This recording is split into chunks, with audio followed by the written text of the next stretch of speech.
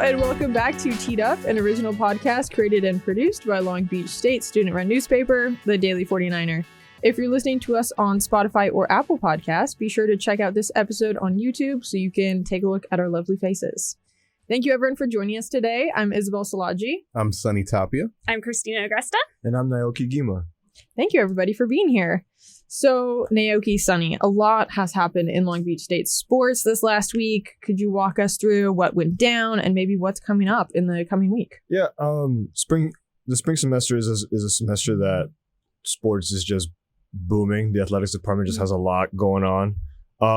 The main headline, women's basketball. Lucky number 13, 13 straight wins. They beat UC Santa Barbara by 3, right? Makai Berry led the way with 21 points. Tori Harris had a rough start to the game, but we finished with a double-double with 17 points and 14 rebounds. Sonny, you were at the game. Can you run us through some things that happened?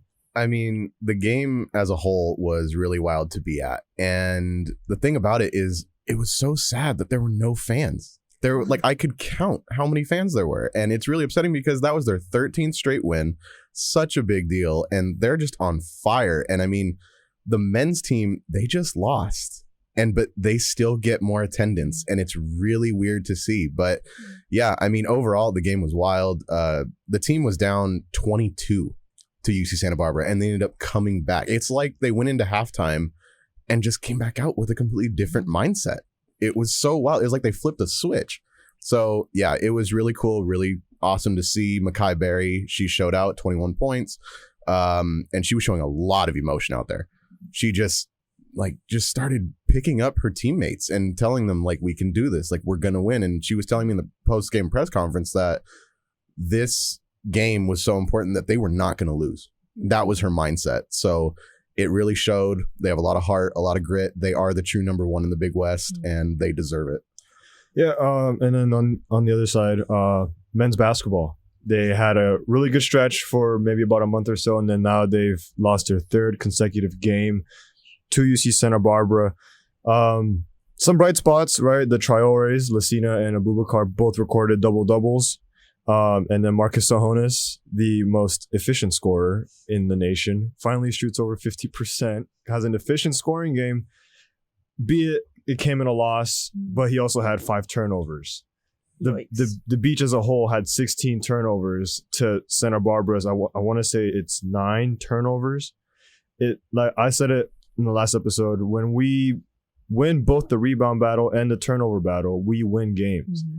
But when you lose either one or lose both, we give up games. And we only lost by 5, right? When you give up 7 extra turnovers compared to the other team, you can't win games. Those are possessions that you're giving up basically almost every single time you're down the floor. Mm-hmm. And so, but I mean, some bright spots on the offensive end. I mean, Marcus Onis looked like in this game found his shot. We were extremely efficient from the field. We were scoring extremely efficiently, but it's just, we got to take care of the ball. I said in the last episode, we have to take care of the ball. And it looks like, you know, as of how we've found our stride offensively, right? Started hitting our shots, but then we're still not taking care of the ball. We're committing these careless turnovers and sending them to the free throw line. We had 20 personal fouls as a team, right? Allowing them to shoot 21 free throws to our 7, right? They tripled us in free throw attempts. So, yeah, we can't be giving up points like that on the free throw line and then giving them extra possessions. But yeah, it's a tough thing to go through right now, and they're dropping further and further down the standings in the Big West. It's looking like it's going to be a tough time for them in the Big West tournament. And then you know, if they had hopes of seeing the national championship tournament, it's the women do. I mean, the women are on it. The women are on it. You know, this is you love to see it. You just love to see that the women are finally getting it together. You know, they're finally like getting this nice stretch of games and 13 straight games, and then the men are just having a little bit of a stinker. They're struggling. Yeah, they're struggling. So, I don't want to just slander the men the whole time, but then probably for the best. Yeah, you know, because it's hard not to. It's hard not to. You have to perform. Yeah. Because then the Dirtbags dropped a game to LMU. It's a tough time to be a male athlete right now. In beach sports. Well, we love you guys just the same. We'll still continue to support you guys just the same.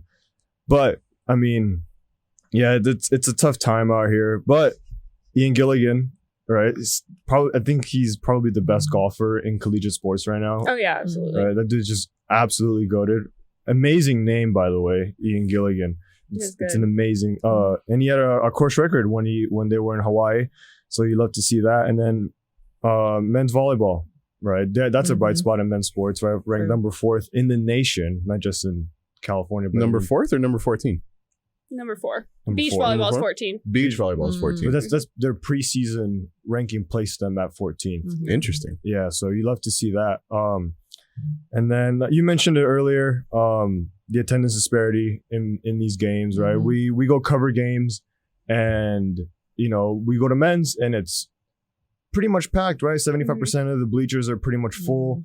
Our student section is always rocking. Yeah. Oh, yeah. But for women, no one. I think I saw 4 students in the student section. Yeah, it's so sad. It's sad. It saddens me when I go cover games for women's basketball, or when I see coverages of women's games and you can see the yellow of the student section.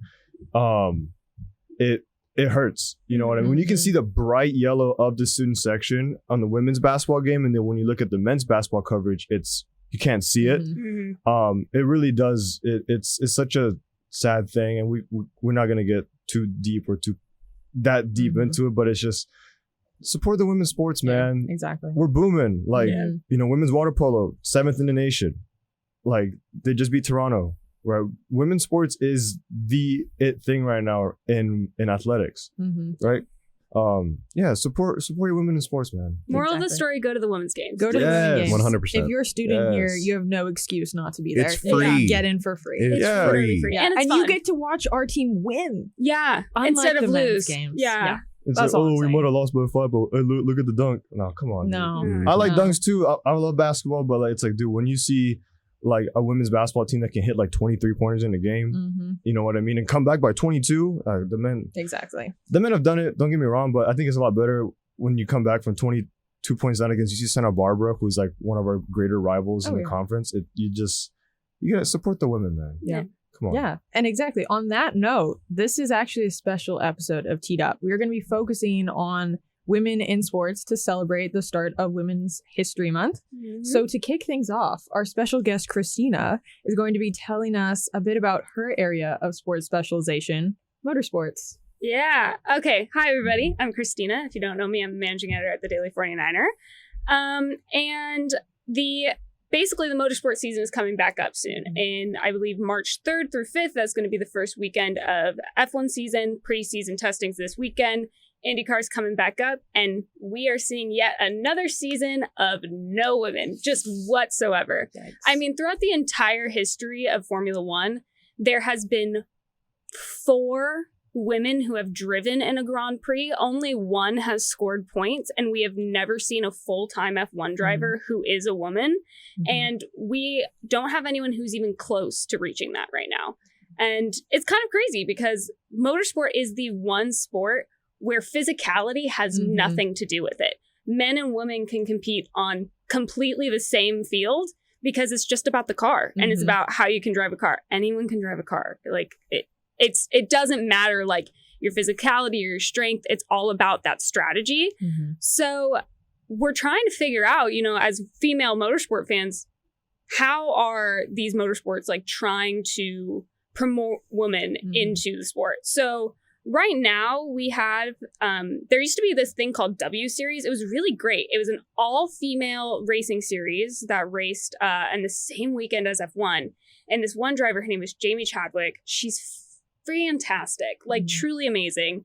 And she won 2 times in a row. W Series was getting all this traction, and then they didn't have enough money anymore.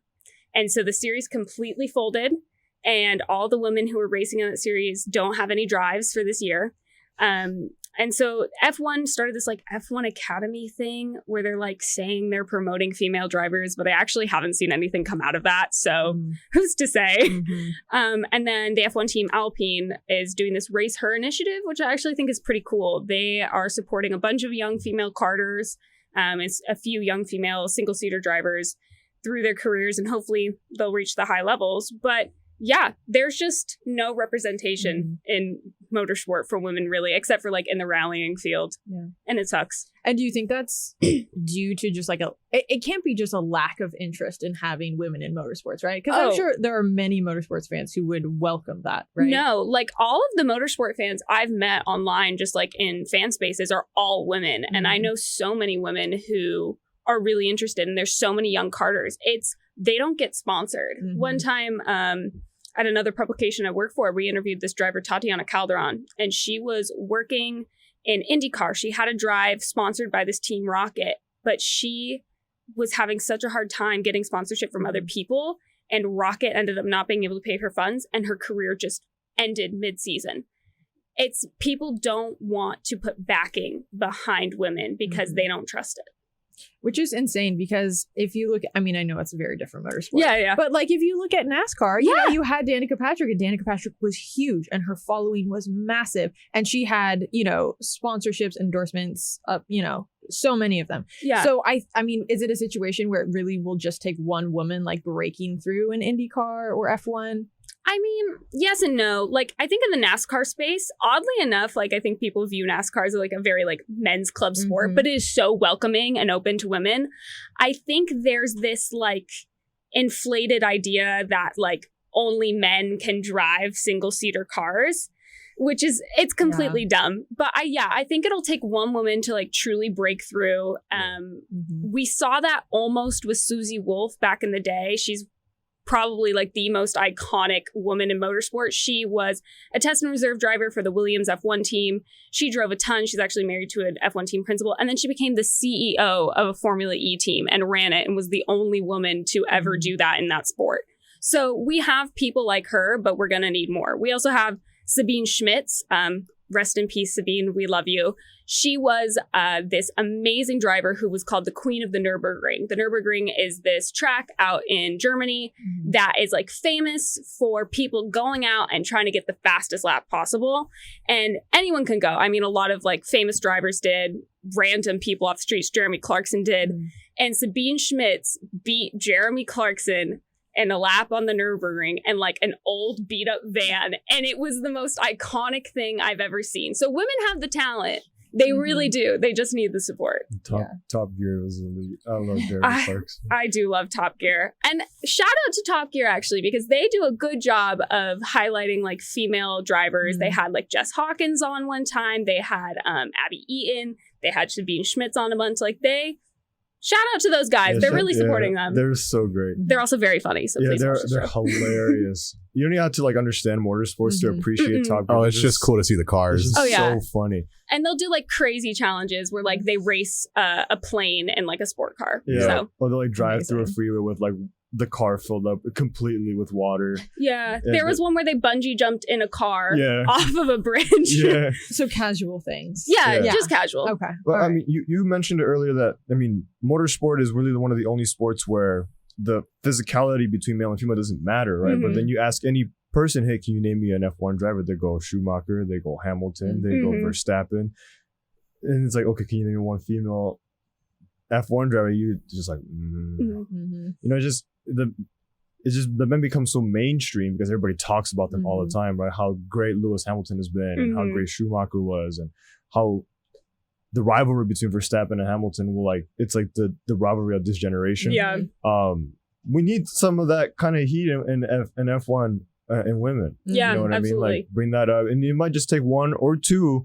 Get that rivalry going, get a good one going, and then it'll like get it onto that mainstream level. So, and that's what I loved about W Series. It was all ladies, and there was like real intense rivalries. Even like Caitlyn Jenner owned a team in W Series, which was very random. Nice, but it was a place where you saw that like intense female rivalry, and it was awesome. And then like the ladies would like take off their helmets, and their hair was beautiful, and their makeup was on, and I was like, yes, like women can do this too. This is what I'm saying. Like there's no good reason for these like sponsors to not be. I mean, if you have like hot women in F1, I just don't see it as like a detriment to the sport. No. I think it would help a lot. I mean, like Tommy Hilfiger. You have Tommy Hilfiger. You have the AlphaTauri clothing line. You have like these high-end hotels. They're all sponsors of these F1 teams. Imagine having like an awesome woman spokesperson. Like that would help your brand. Exactly. So yeah. Give women a chance in motorsports. Come on, Please. That's what we're saying. All right. Thank you, Kristina. So moving on from motorsports, we're going to go into the tastiest portion of the pod. And to fill the void left by our very own Maddie G this week, Naoki will be leading us into Pickle Break. Yes. Pickle break. So, Matty G abandoned me this week. He went to spring training in Arizona. Boo. I'm rocking. It's Celtics green, but it's the closest thing that I have to anything pickle related that I have in my wardrobe. Okay.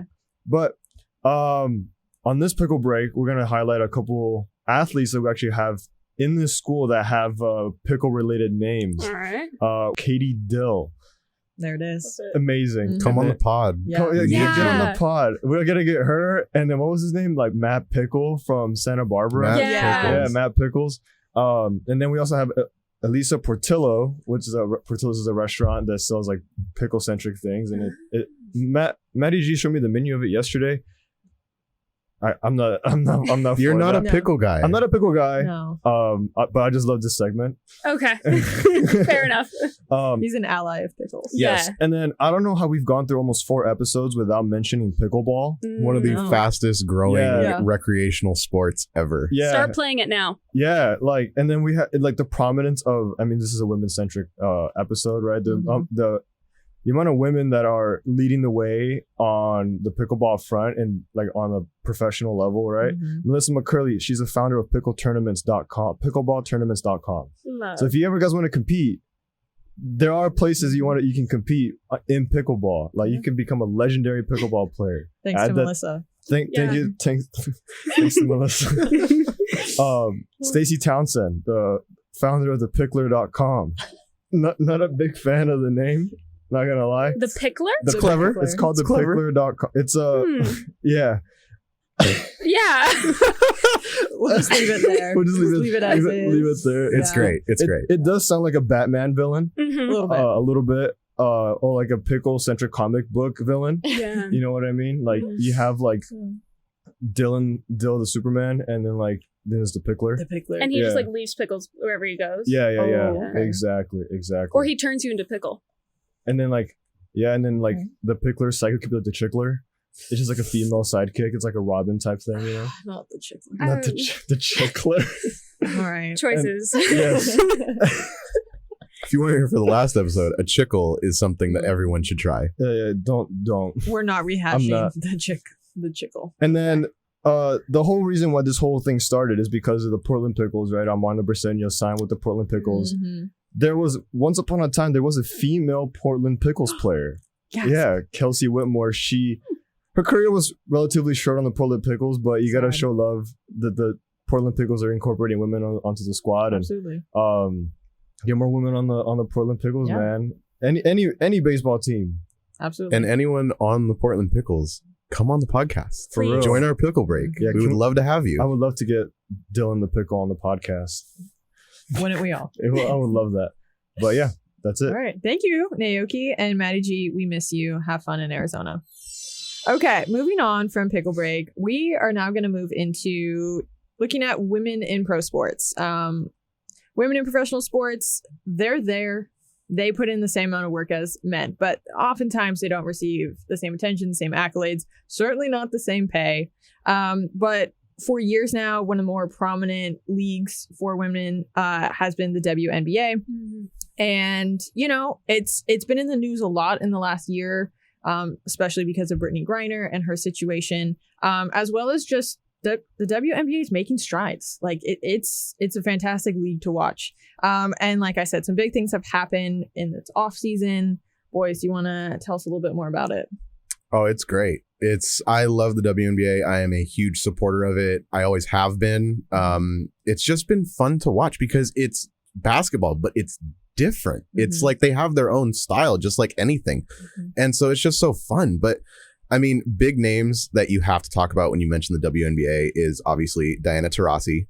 Phenomenal. Honestly, she's probably the WNBA GOAT. I mean, her offensive longevity is ridiculous. Yeah. She's comparable in longevity to LeBron James in the NBA. Yeah. She has an offensive superpower. It is crazy. She does not have the most championships. She has 3, but that isn't really a determining factor for me in that debate. So, I mean, she just re-signed with the Mercury on a multi-year deal, which is great for her. And then Isabel, like you mentioned, with Brittany Griner. I mean, obviously that was a huge talking point because of everything that happened in Russia and how she was being taken into a Russian prison and all that stuff. And so, I mean, but she's back. Like photos were just released the other day of her shooting around. And that is so cool to see. I'm so happy that she's back. She was a great player before she left. And I think she can still have that same capability. I think she's still going to do really well. And she took a 32% pay cut, which is huge. I mean, because like you also mentioned, Isabel, like they don't get paid the same as NBA players. So to take a 32% pay cut is crazy. It reduces it almost to nothing compared to NBA contracts, which are hundreds of millions of dollars over time. And it's ridiculous. And I mean, even if you compare it to like the off court, like ad deals and stuff like that, like LeBron, $1 billion Nike contract. Crazy. That is ridiculous. Lifetime deal. And in the Brittany Griner situation, I think it's especially troubling that she of all people took the pay cut because she played in Russia during the WNBA off seasons to make more money because she doesn't get paid enough in the WNBA. So the fact that she's re-signed a contract with the Mercury and took that large of a pay cut after everything that happened. That's, I don't know, that's messed up. It's really crazy that she did that, but 100% support her. I think she's going to do great when she gets back in the groove of everything. But yeah, and I mean, and then as far as like the whole GOAT conversation, like I mentioned, Diana Taurasi, honestly, I feel like she is the GOAT. But a name that people always forget about is Cynthia Cooper. Cynthia Cooper played for the Houston Comets. She was influential in bringing the high-low pick and roll to the WNBA. She dominated that little sequence, and that is how she became, in my opinion, the best scorer ever in WNBA history.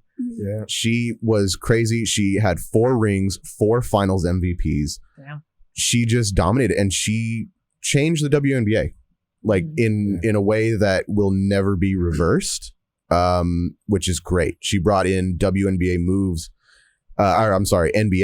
into the WNBA. And that is just so cool to see. But yeah, I feel like a lot of people forget about her. I will say Diana Taurasi, though, she is the ultimate GOAT just because overall longevity, offensive superpower.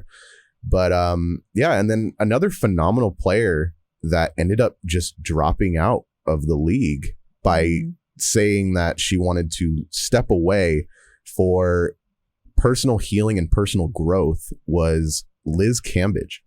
She was my favorite player, still is, but she was my favorite player in the WNBA. She averaged in her career 15.8 points per game, 53.9% from the field.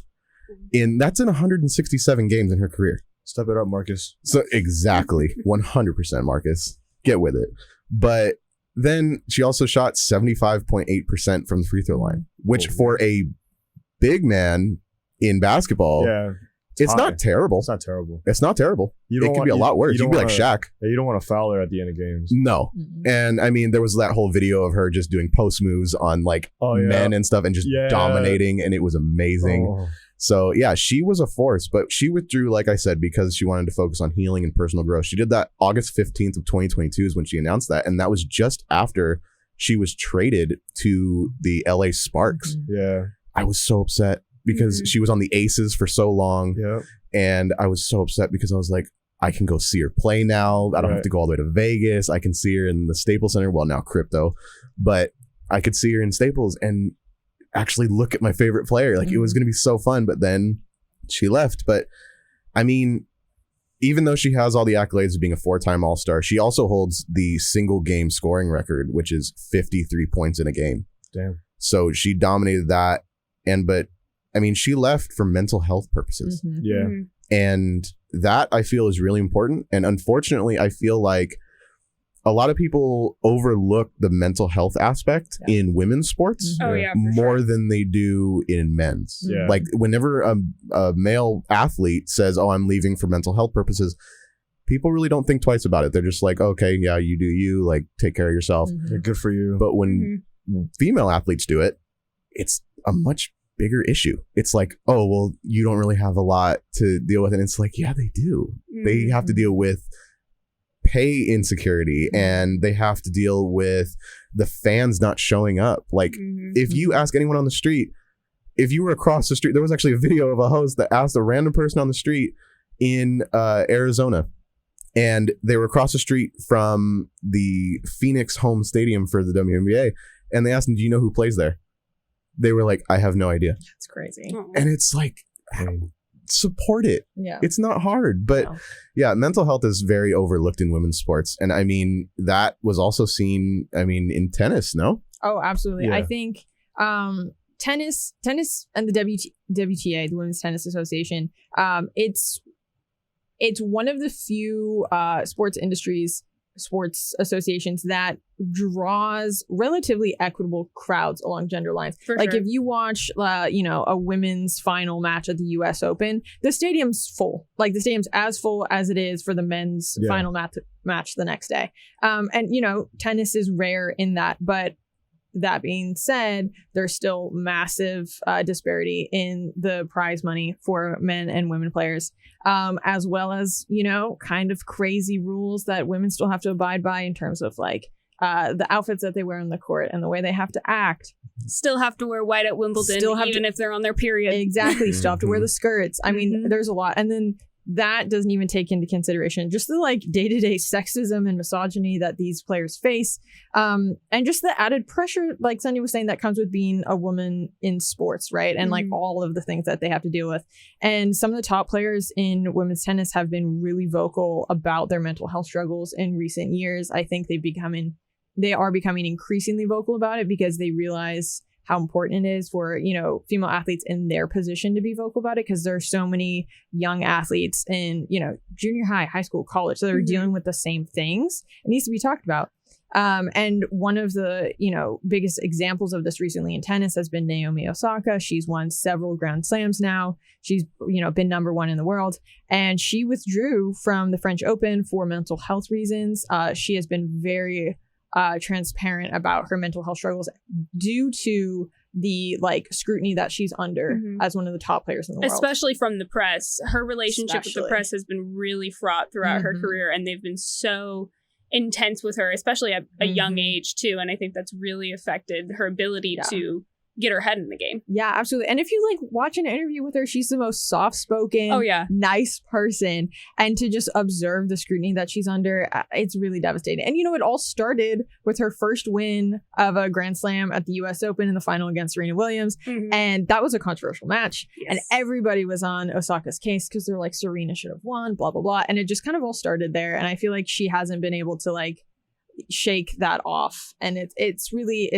hard to see. And aside from Naomi Osaka, you had Ash Barty, who was the number one ranked player in the world for women's tennis, and she retired at 25. That's like the prime of your tennis playing career. She retired because she no longer had the emotional drive to compete at the top level, and that's devastating. That's such a loss for not only women's tennis but women's sports generally. When you have top athletes like Ash Barty, like Liz Cambage, stepping away from the game in their prime because they just can't deal with the pressure anymore. I mean, that's it's devastating. I think it speaks to when you're competing at this high level, you also have to love it still. And when that scrutiny keeps coming up and it's just outweighing your love of the sport, that makes you want to leave. And it's good for them. I mean, it'll be sad to see Ash go, but hoping she's happy and she feels better. We support their personal choice. But as sports fans and as female sports fans, it's so aggravating because you're like, can you please just leave these women alone? Can you cut them an equal check as the men? Like this. Yeah. Hate to see it. You hate to see it. All right. Well, moving on from tennis, Naoki, why don't you tell us a little bit about the National Women's Soccer League? Yeah, it's a relatively newer league.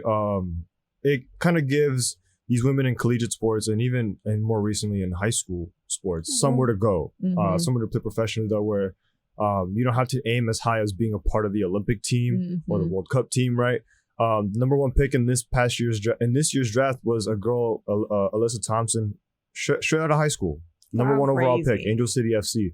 And then in the more notable draftee was Lena Solano, the former star Long Beach State soccer player who this past season had a phenomenal season. She is third all time in goals scored and points responsible for this school, and she is now in the in the list of beach athletes that made it pro. Right, we don't really have a lot of them, but on that front, but she's only the second player ever to get drafted, right? Wow. And so, I mean, the NWSL has given a lot of opportunities to women who coming out of college, they're like, okay, now what? You know what I mean? Like, it's like, before it was just like, okay, like after that you kind of go to the Olympics or go join the World Cup team. And not everybody makes that. No. That's so unfortunate. Or like you'll go play overseas or something, right? Like in this past draft, there were 3 universities that had their first selections: Iowa State, the University of Arizona, and the University of New Mexico. They all had their first draftees, the first players coming out of their school. So it's good to see that when sometimes these athletes that they leave college and they don't know where to go, right? They don't get drafted to the league that they want to go to, or their first option has always been, okay, I'm gonna go play overseas. Now you don't have to do that anymore.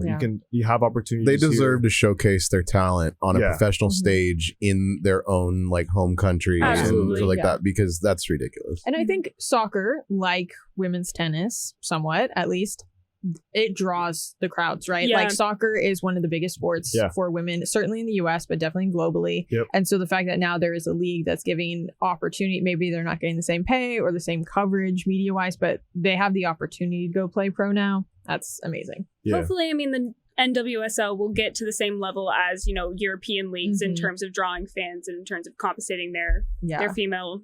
Or even to the MLS.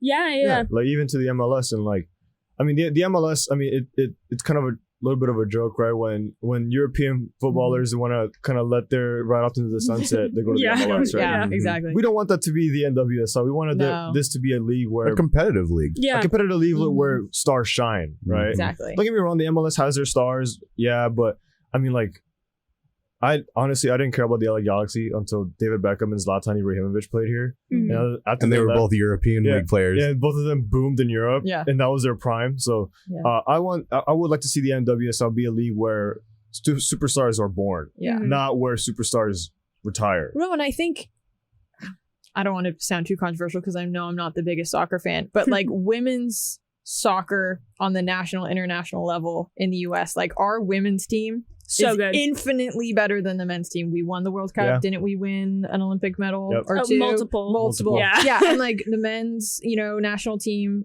Olympic team, we don't have anything to show for it. So I think that makes the case of like, just because they're women doesn't mean they're any less talented. In fact, our women's teams are better. Just statistically in soccer, women are more talented than men in the US. Yes, that's all I'm saying. We'll go more accomplished. Accomplished.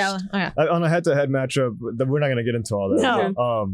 I'd love to see it, though. I would love to see it. I will absolutely. I mean, I want to see Meg Rapinoe just wipe the floor. Oh, absolutely. It'd be so fun. Just like Dag Weston McKinney in the face. Brendan Aronson would have no chance. Love the man, but no. Okay. Well, thank you, everybody, for joining us for Season 1, Episode 4 of Teed Up, this very special episode.